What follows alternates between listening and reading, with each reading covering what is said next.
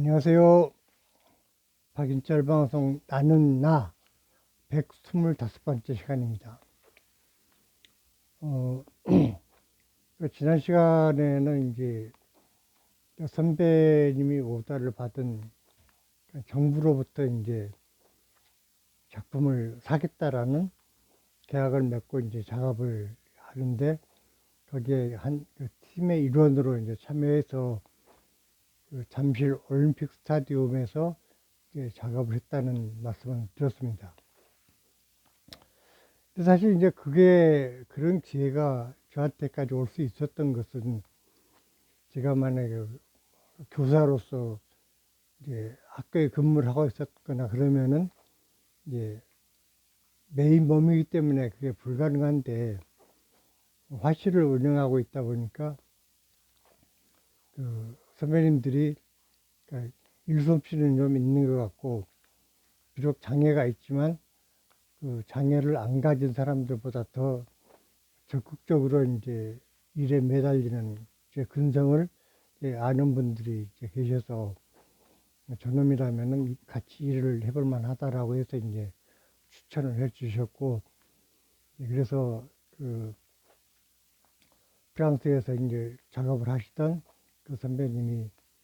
이제 연결해서 이제 제가 그 테라코타를 이용한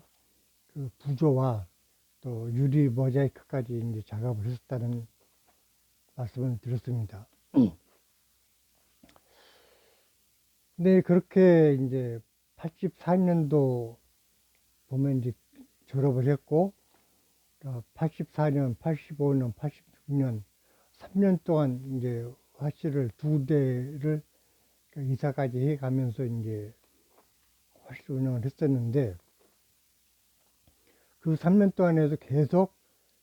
교사 모집한다라는 공고만 나오면 이력서를 계속 던졌습니다. 그게 뭐 정확한 숫자는 저 뭐 기록을 안 해서 모르겠지만 하여튼 100여 군데 가까이 이력서를 던졌던 것 같고 실제로 가서 이제 면접까지 본 학교만 해도 한 2, 30여 군데 되지 않을까 싶습니다. 근데 제일 아쉬웠던 것은 면접을 보러 가서 당신이 어떻게 교사를 할 생각을 하고 있는지 또 자신이 있는지 그동안에 그 작품 활동을 어떻게 했는지 이런 걸 좀 물어봤으면 좋겠는데 내가 지팡이 짚고 나타나는 순간에 당신은 아니다. 연락이 잘못 갔다. 이런 식으로 이제 쫓아버리니까 참 어떤 면에서는 아쉽기도 하고 어떤 면에서는 사회가 원망스럽기도 하고 이제 그런 세월을 보냈는데 86년 겨울에 이제 그러니까 87학년도 그 신학기를 앞두고 몇 군데 또 이제 교사 채용 공고가 나와서 또 이제 이력서를 준비했는데 그 중에 한 군데에서 뭐 크게 뭐 이런저런 물어보지도 않고 그냥 대상 한 장 그려보게 했더니 이게 신학기부터 출근하십시오라는 통보를 받고 오히려 학교가 되니까 좀 얼떨떨한 그런 느낌까지 들었습니다. 근데 이제 저를 채용했던 학교가 당시 이름이 이제 서울예림미술학과였습니다. 그러니까 지금은 이제 이름이 서울미술고등학교로 이제 바뀌었는데 이제 그 이후에 30년, 40년 지나면서 그 입시 제도 자체가 많이 이제 바뀐 걸로 알고 있는데 아무튼 그 당시에는 제가 이제 미술대학 그 시험 준비할 때하고 거의 같은 그 시스템 안에서 이제 실기를 잘 그려야 이제 미대를 갈 수 있는 그런 상황이었습니다. 근데 이제 그 미술을 전문으로 이제 가르치는 예술고등학교가 서울예술고등학교도 있고 또 선화예술고등학교도 있습니다. 서울예고는 이제 거기가 어디야, 저 평창동 가는 쪽에 이제 있는 걸로 알고 있는데, 거기 이제 그러니까 미술 전공, 뭐 음악 전공, 뭐 무용 전공 이런 식으로 이제 다양하게 있고, 선화예고는 다들 알다시피 그 문선명의 그 통일교 재단에서 운영하는 예술고등학교입니다. 근데 거기에 비해서 이제 그 예림미술학교는 그 음악이나 무용 같은 다른 전공은 없고 이제 미술만 그 전문적으로 이제 가르치는 그런 미술고등학교였습니다. 근데 이제 그외 이제 학교가 좀 입시에 좀 강화시키기 위해서 그 미술 선생님들을 그 10여 명 가까이 이제 증원을 하는 그런 이제 시점이었는데, 그러니까 거기서는 오직 그 미술대학을 진학시킬 수 있는 그 실력 있는 그 강사를 이제 모집을 했던 것입니다. 그런데 막상 들어가 보니까 87년도 이제 신학 때 이제 각 그 실기반을 배당을 하고 이제 했는데, 그에 신규 채용한 그 강사진 중에서 저를 이제 2학년 한반의 담임을 맡겼더라고요. 그래서 저는 이제 제 정확한 신분이 그러니까 정교사로 채용이 된 건지 아니면 실기 강사로 채용이 된 건지는 정확히 몰랐는데, 아무튼 담임을 맡긴 걸로 봐서는 내가 그럼 정교사가 된 건가 이제 이렇게 짐작만 할 뿐이었습니다. 그렇다고 뭐 행정실 가가지고 내 신분이 실기 강사입니까 아니면 정교사입니까라고 물어보는 것도 좀 쑥스럽고 해서 이제 좀 담임을 맡기니까 이제 맡았는데, 그 학교에서는 이제 말하자면 사실 지금 이런 얘기를 하면은 또 그냥 그 당시 학교를 다녔던 그 재학생들한테는 조금 그 명예롭지 못한 얘기일 수 있겠는데, 뭐 수십 년 전의 이야기이고 또 결과적으로는 그 학생들이 그 4년제 그 미술대학에 많이 진학을 해서 오히려 전화위복이 된 케이스도 많기 때문에 그 정확하게 이제 얘기를 하자면은 그, 그 당시에 이제 연합고사를 봐서 그러니까 이제 서울 지역 그 연합고사에 합격한 사람들이 이제 일반 고등학교를 진학을 했고, 거기서 이제 탈락한 사람들 중에서 그 특수고등학교를 진학하겠다라는 사람들은 이제 예림미술학교 같은 데를 그 지원할 수가 있었습니다. 근데 이제 어떻게 보면은 그 연합고사 떨어진 게 뭐 무슨 자랑거리라고 이렇게 또 공개적으로 얘기를 하냐라고 비난을 하실 수도 있겠는데, 제가 이제 이렇게 얘기할 수 있는 이유가 막상 이제 중학교를 졸업할 무렵에 연합고사에 합격해서 인문계를 갔던 학생과 그때 당시 연합고사를 탈락해서 이제 미술고등학교로 왔던 그 학생들이 3년 후에 그 예림미 미술학교를 졸업한 학생은 4년제 그 대학을 그 미술대학에 진학을 해서 당당하게 그 대학생이 되었는데, 오히려 인문계를 졸업하고 4년제 대학을 못 가거나 아니면 서울에서 이제 4년제를 못 가니까 지방대학을 갔다든가 아니면 2년제 전문대학을 간 학생들이 있어서 오히려 그 연합고사에 합격했던 학생들이 연합고사에서 탈락했던 그 4년제 입학한 그 미술 그 고등학교 출신들을 부러워한다는 그런 얘기를 들은 적이 있었습니다. 그래서 누구나 살다 보면 일시적으로 실패를 할 수도 있고, 또 저 같은 경우에도 고등학교를 졸업하고 나서 미술대학에 내리 3번을 시험을 봐서 2번은 이제 떨어지고 3번째 겨우 붙어서 이제 대학을 졸업을 했는데, 그런 것처럼 한순간의 실수나 실패가 결코 평생을 좌우하는 건 아니다라는 것을 말씀드리고 싶어서 이제 이런 얘기를 드리는 것입니다. 근데 그 당시에 이제 미술 실기 전공자만 한 10여 명 가까이 이제 강사를 충원을 했고, 또 이제 일반 학과에서도 정원이 이제 늘어나면서 그 일반 학과 교사들도 이제 몇 명이 이제 또 충원이 되고 해서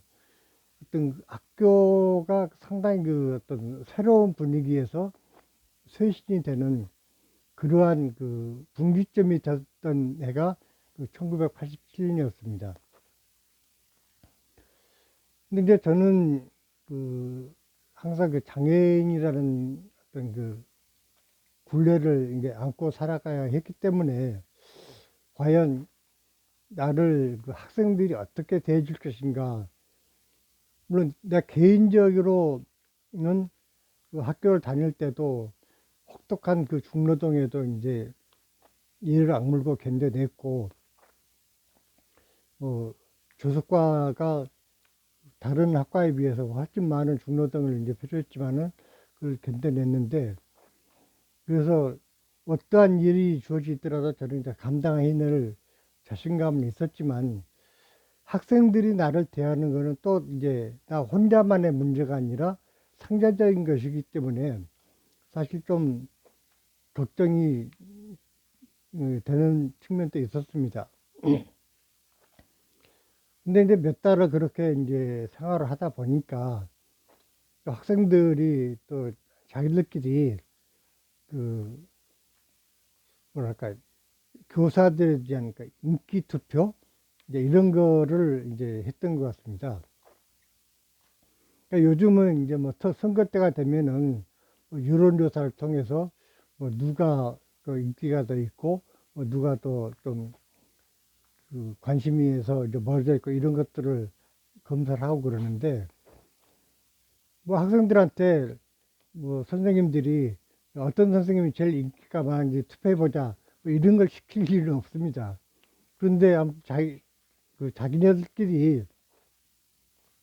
그렇게 이제 선생님들에 대한 인기도 뭐 이런 것들을 이제 평가를 하는데, 항상 보면 이제 인기도 측면에서는 정말 젊은 총각 선생님들이 항상 선두권을 이제 붙었습니다. 근데 그런가 하면은 가장 존경하는 선생님이 누구냐라고 이제 조사를 해보면은 거의 매번 이제 제가 1등을 하는 그런 결과가 나왔습니다. 처음에는 뭐 그런 걸 애들이 했는지 안 했는지도 모르고 그냥 지나갔는데, 교직 편집하는 교직 기자가 이제 인터뷰 요청을 하더라고요. 그래서 무슨 인터뷰냐 했더니요, 선생님이 존경받는 선생님 1위로 이제 선정이 됐는데, 그런 의미에서 선생님의 어떤 철학이나 가치관에 대해서 인터뷰를 하고 싶습니다라고 이제 얘기를 하더라고요. 그래서 이제 좋다 그럼 얘기를 하자 해가지고 뭐 이런저런 얘기하면서 제가 고등학교 때 어려웠던 학창 생활에 대한 얘기, 그래가지고 고등학교 1학년 때는 뭐 62명 중에 58등까지 바닥으로 헤맸던 어떤 성적의 얘기부터 시작해서, 그럼에도 불구하고 내가 어떤 생각으로 고등학교 졸업하고 나서야 미술대학을 준비 시작했고, 또 2번이나 대학에 탈락하고 나서 3번째 겨우 합격을 해서 이제 대학을 졸업한 얘기, 뭐 또 학교 다닐 때 그 엄청난 중노동에 시달리면서도 누구 못지않게 일을 버텨냈던 얘기 등등을 이제 쭉 얘기를 해서 이제 교지에다가 이제 기사화되고는 했었습니다. 근데 이제 제가 교사를 하면서 학생들 가르치는 게야 뭐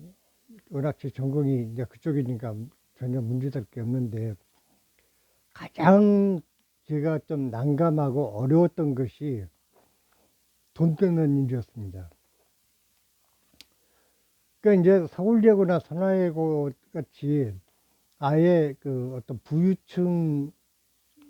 학부모들이 상당수인 그런 학교에서는 예체능계는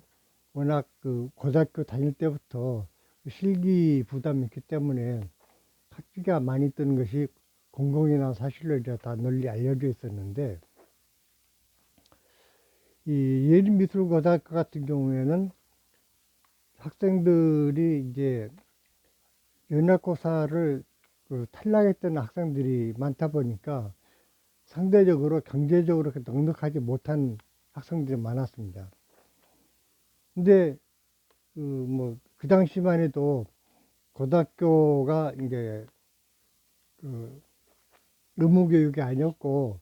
그러다 보니까 이제 등록금, 육성회비, 거기다가 이제 그러니까 미술학교다 보니까 실기 레슨비까지 또 이제 또 징수를 해야 되는